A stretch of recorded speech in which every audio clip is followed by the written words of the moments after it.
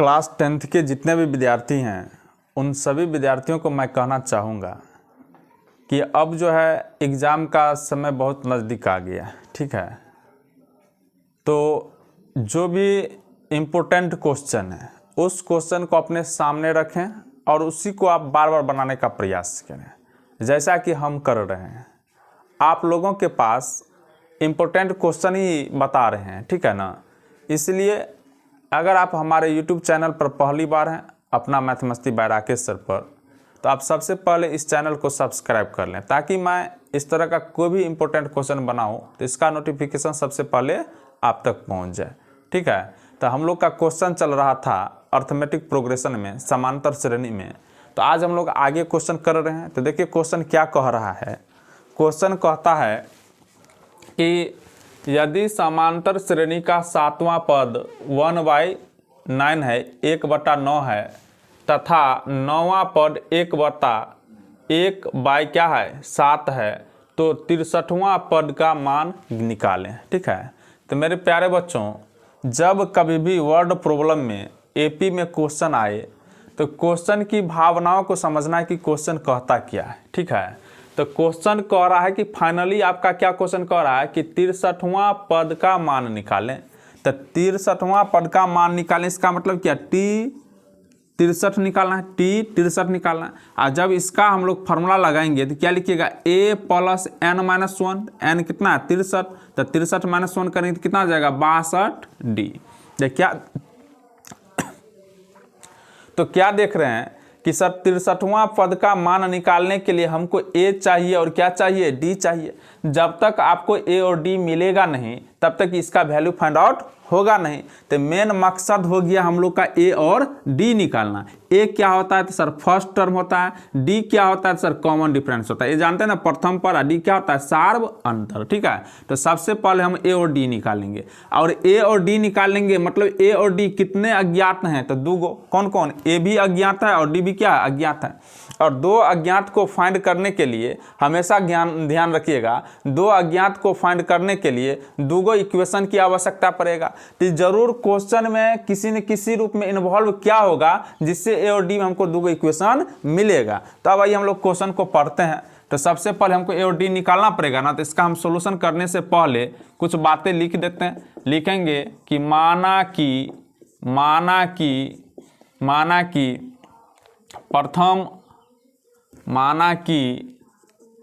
प्रथम पद बराबर a और सार्व अंतर बराबर d। हमने क्या किया, मान लिया, ठीक है। अब आइए प्रश्न से क्या लिखेंगे, अब प्रश्न से आप दूगो अननोन को फाइंड करने, ए और डी को फाइंड करने के लिए दो इक्वेशन चाहिए। तो प्रश्न से देखिए क्या कह रहा है कि यदि समांतर श्रेणी का 7वां पद कितना है 1/9 है, 7वां मतलब क्या, T7 कितना दिया हुआ है 1/9 दिया है। बताइए T7 का मतलब क्या लिखेंगे, a + n-1, तो 7 - 1 करेंगे तो कितना आ जाएगा 6d। a + 6d = कितना 1/9। कहाँ से, तो आप जानते हैं ना वो फॉर्मूला, क्या जानते हैं, Tn बराबर a + n-1 × d। ये आप जान रहे हैं, ठीक है, ये आप जान रहे हैं। आइए अब हम लोग एक इक्वेशन मिल गया, a और d में एक इक्वेशन मिला, इसका नेम दे दीजिए फर्स्ट। पुनः फिर आप देखिए एक इक्वेशन और दिया हुआ, क्या दिया हुआ, तथा 9वां पद मतलब क्या, T9 = कितना दिया हुआ है 1/7 दिया हुआ है। अब आइए यहाँ से Tn में फिर फॉर्मूला यही लगेगा, Tn बराबर a + n-1 × d। तो कितना है a + n-1 तो कितना 8d = कितना आ जाएगा 1/7। इस तरह से इसका नाम दे देंगे 2।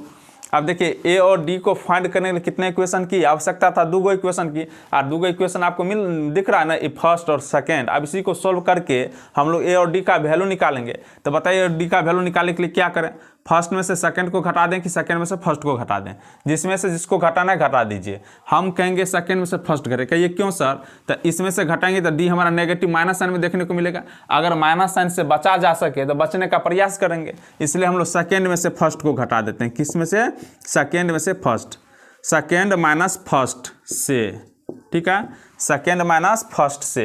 तो आराम से रिलैक्स से कीजिए। सेकेंड में से किसको घटाना, फर्स्ट को ना। तो पहले हम लेफ्ट काम कर लेते हैं, मतलब इसमें से इसको घटा लेते हैं। पहले एलएचएस में काम कर लेते हैं, यही काम आरएचएस में भी करना है, ठीक है ना। इसमें से इसको घटाना है, मतलब दोनों साइड काम होगा, एलएचएस में भी काम होगा और आरएचएस में भी काम होगा। तो पहले सेकेंड, तो सेकेंड का एलएचएस ये हुआ, इसमें से इसको घटाइए मनने में। तो दिस माइनस दिस होगा, तो क्या ए से एक कट जाएगा, 8d माइनस 6d ना। तो 8d में से 6d घटेगा तो कितना जाएगा बताइए, 8d में 6d घटाना है। ए में से ए घटाए तो कट गया, 8d में से कितना 6d घटाना है, कितना जाएगा बताइए, 2d। कितना बन गया, 2d इज इक्वल टू।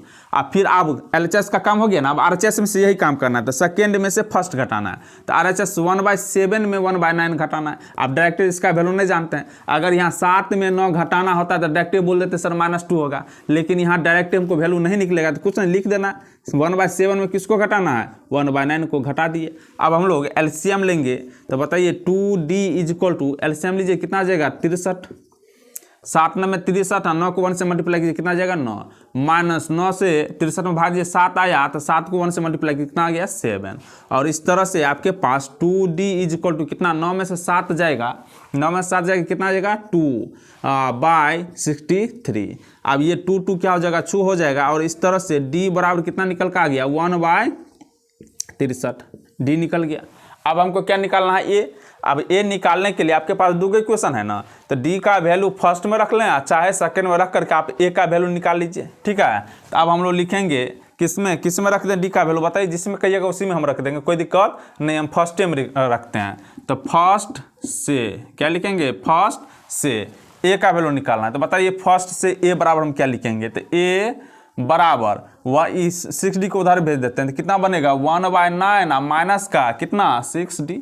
देखिए इसको हम सोल्व कर लिए, ए निकालना है ना, तो इसलिए ए को एलएचएस में रहने दिए, इसको हम क्या किया आरएचएस में भेज दिए। तो बताइए तो 1/9 आरएचएस जाता है साइन चेंज करता है ना, तो 1/9 माइनस का कितना हो गया 6d। अब this is equal this implies a बराबर 1/9 माइनस 6 इंटू डी कितना है, तो डी है आपको निकला 1/63, ठीक है।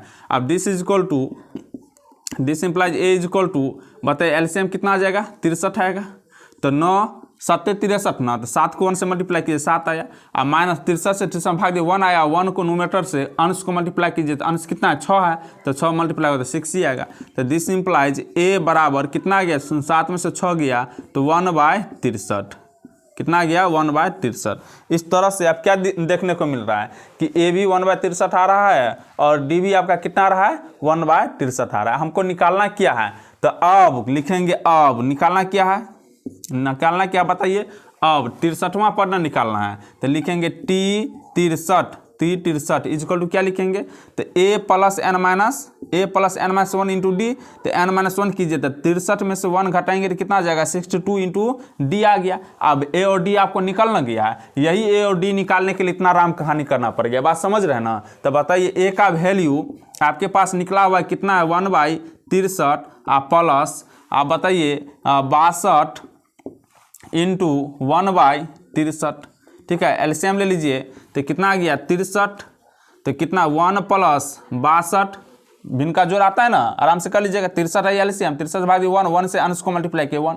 यहाँ भी एलसीएम आ गया, एलसीएम में 63 से भाग दिए 1 आ गया, 1 से अंश को मल्टीप्लाई किया, अंश कितना है 62 है, तो 62 के तो 1 से मल्टीप्लाई तो 62 ही नहीं होगा, तो 62 प्लस 1 कितना आ गया 63/63, और इस तरह से कितना आ गया 1, यही हमारा क्या हो गया आंसर कट गया। अब वैल्यू क्या निकल के आ गया 1, मतलब जिस एपी का, अगर कोई एपी का 7वां पद 1/9 है और 9वां पद 1/7 है, तो उस एपी का 63वां पद क्या होगा 1 होगा। ये हमारा क्या है आंसर है। बात समझ रहे हैं ना, बिल्कुल समझ रहे होंगे। बहुत ही अच्छा क्वेश्चन है, इस टाइप का क्वेश्चन एग्जाम में बार बार आता है, ऐसा नहीं कि पहली बार आया है, वो बार बार क्वेश्चन आता है, ठीक है। इसलिए सब क्वेश्चन पर अच्छे ढंग से प्रैक्टिस कीजिए। और मेरा जो सोल्यूशन है, अगर इस तरह से एग्जाम में बना करके आते हैं तो 1 नंबर कटने वाला नहीं है, क्योंकि ये सब सोल्यूशन आपको बुक जैसा सोल्यूशन मिलने वाला नहीं है। कंसेप्ट के आधार पर आपको बताया जा रहा है कि कैसे करना है, क्या करना है, करना क्या है, और जो चीज़ करना उसके लिए हमको लाना क्या है। तो हमको करना ये था कि 63वां पद निकालना था, तो उसके लिए लाना क्या है, तो ए और डी जब तक मिलेगा नहीं तब तक ये वैल्यू निकलेगा नहीं। और ए और डी फाइंड करने के लिए कितना अननोन हो गया, दो अननोन को फाइंड करने के लिए कितना इक्वेशन चाहिए, 2 इक्वेशन चाहिए। आप खूब जानते हैं कि x + y = 10 दे दें और तब बोलेंगे कि x का वैल्यू y का वैल्यू बता दीजिए, तो आपने बता पाइएगा, तब इन्फानाइट एक्स वाई जेड का वैल्यू निकलेगा। तो आप क्या करते थे, सर एक्स वाई जेड में एगो इक्वेशन है तो एक और इक्वेशन दीजिए। अगर हम आपको दे दें x + 10y = 9 है, तब तुरंत आप वैल्यू निकाल लीजिएगा। क्यों? क्योंकि x और y में हमको दूगो इक्वेशन, x और y दूगो वैल्यू निकालना है, दूगो अननोन का फाइंड करना है, तो कितने इक्वेशन चाहिए, 2 इक्वेशन। तो 2 इक्वेशन दिया हुआ रहता है, तो इसको आप लोग बहुत अच्छे ढंग से सोल्व करना जानते हैं रैखिक युग्म समीकरण से, ठीक है। तो आइए हम लोग नेक्स्ट क्वेश्चन करने जा रहे हैं। चलिए देखिए क्वेश्चन क्या कह रहा है। क्वेश्चन कह रहा है कि यदि किसी एपी के तीसरे और 9वें पद क्रमशः 4 और -8 हैं तो इसका कौन सा पद शून्य होगा। बात समझ रहे ना, बहुत ही अच्छा क्वेश्चन है, ठीक है। तो हमको कुछ नहीं करना है, क्वेश्चन की भावनाओं को समझना है। सिर्फ क्या कह रहा है कि फाइनली आपको क्या करना है, एपी है कोई, तो इसका कौन सा पद शून्य होगा। आप तो जान तो नहीं रहे कि एपी का कौन सा पद शून्य होगा, तो हम मान लेंगे कि एनवां पद शून्य है। कौन सा पद शून्य है, एनवां पद। तो जब तक अब एन निकलेगा नहीं, एन निकलेगा तब ना, एन पर कंफर्म होंगे कि एन का वैल्यू 5 आ गया तो कहेंगे 5वां पद शून्य है, 10 आया तो कहेंगे 10वां पद शून्य है। तो मतलब हम लोग को किसका वैल्यू निकालना पड़ जाएगा, एन का वैल्यू। किसका वैल्यू, एन का। और एन का वैल्यू निकालने के लिए टी एन में ये इक्वेशन है ना, तो टी एन को थोड़ा सा ब्रेक कीजिए, तो क्या बनेगा, a + n - 1 × d = 0। अब देखिए इस इक्वेशन में जब तक आप a और d का वैल्यू रखेंगे नहीं तब तक क्या n का वैल्यू निकलेगा नहीं। तो मेन मकसद आपका क्या हो गया, टारगेट, कि सर हमको पहले a और d का वैल्यू निकालना अनिवार्य है। a और d का वैल्यू क्या है, निकालना अनिवार्य। हर हमेशा रफ में ये काम सोच लीजिए करना क्या है, ठीक है।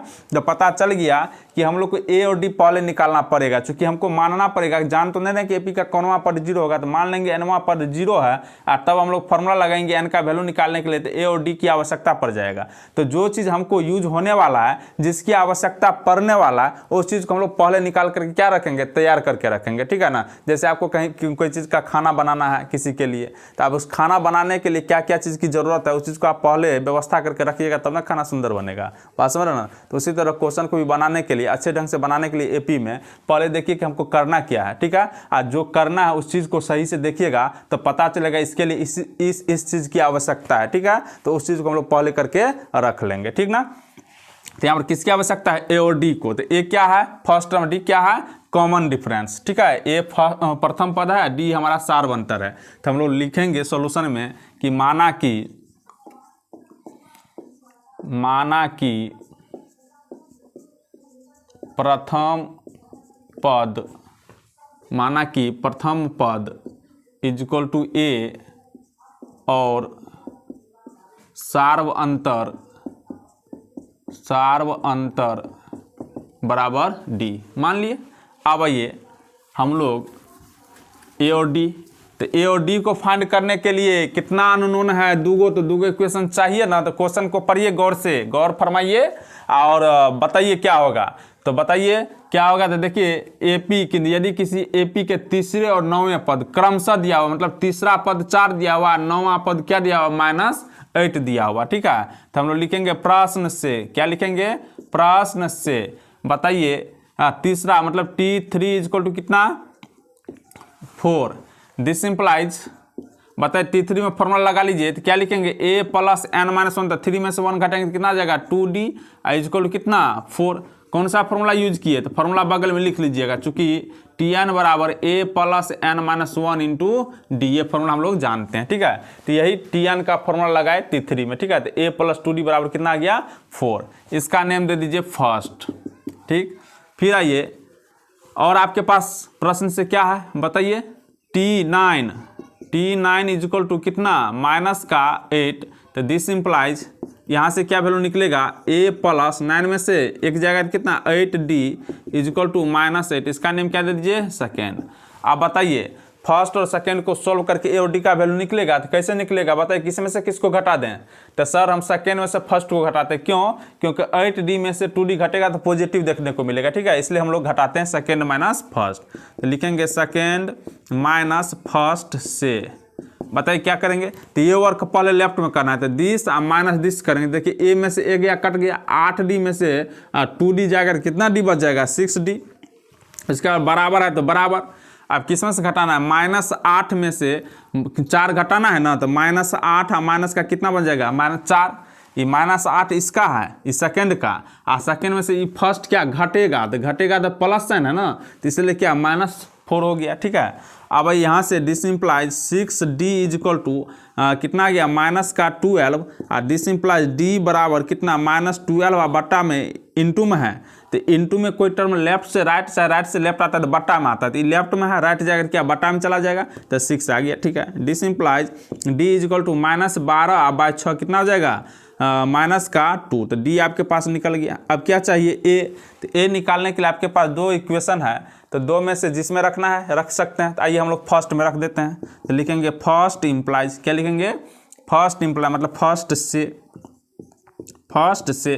तो बताइए फर्स्ट से क्या होगा, a का वैल्यू निकाल लीजिए, तो a बराबर क्या लिखेंगे 4 - 2d, a बराबर 2d को उधर भेज दिए तो 4 - 2d, this is equal to this is equal to 4 - 2 into d, तो माइनस का 2, बताइए कितना जाएगा 4 और प्लस का कितना 4, तो दिस इज कितना आ गया 8। तो दिस इम्प्लाइज आप कह सकते हैं, क्या कह सकते हैं कि सर a का वैल्यू कितना आ गया 8 आ गया, a का वैल्यू कितना आ गया 8 आ गया। ठीक है, अब हम लोग का क्या क्वेश्चन कर रहा है कि इसका कौन सा पद शून्य होगा, कौन सा, तो अब हम कहेंगे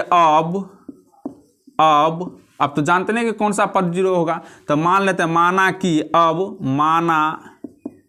कि tn nवां पद क्या है 0 है, तो बताइए tn बराबर क्या लिखेंगे a plus n-1 into d is equal to 0, और दिस इम्प्लाइज a देखिए आपके पास 8 हो गया प्लस n-1 इंटू डी का वैल्यू आप निकाल करके रखे हैं कितना है -2, तो रखिए -2 इज इक्वल टू कितना हो गया 0, और दिस इम्प्लाइज 8 प्लस आइए -2 से मल्टीप्लाई कीजिए तो कितना हो जाएगा -2n और प्लस का 2 इज इक्वल टू 0, -2 से दोनों को मल्टीप्लाई किए प्लस प्लस ब्रैकेट दिए -2n -1 कितना हो जाएगा +2, दिस इम्प्लाइज 8 ब्रैकेट ओपन कर दीजिए तो +8 प्लस माइनस कितना -2n और माइनस प्लस का कितना हो जाएगा 2 इज इक्वल टू 0, तो दिस इम्प्लाइज आप बताइए आप लोग 8 2 कितना हो गया 10 -2n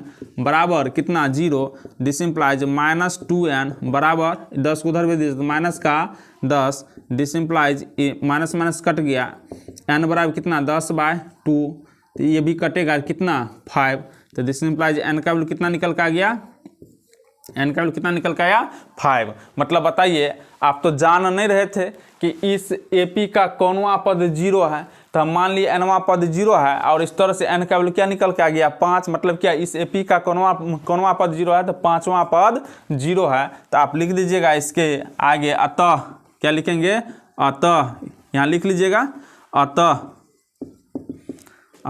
5वां पद बराबर 0 होगा। ठीक है, आंसर ये हमारा क्या हो गया आंसर। ठीक है, समझ गए होंगे, बहुत ही अच्छा क्वेश्चन है। अब हम लोग नेक्स्ट वीडियो में मिलेंगे फिर से। ठीक है।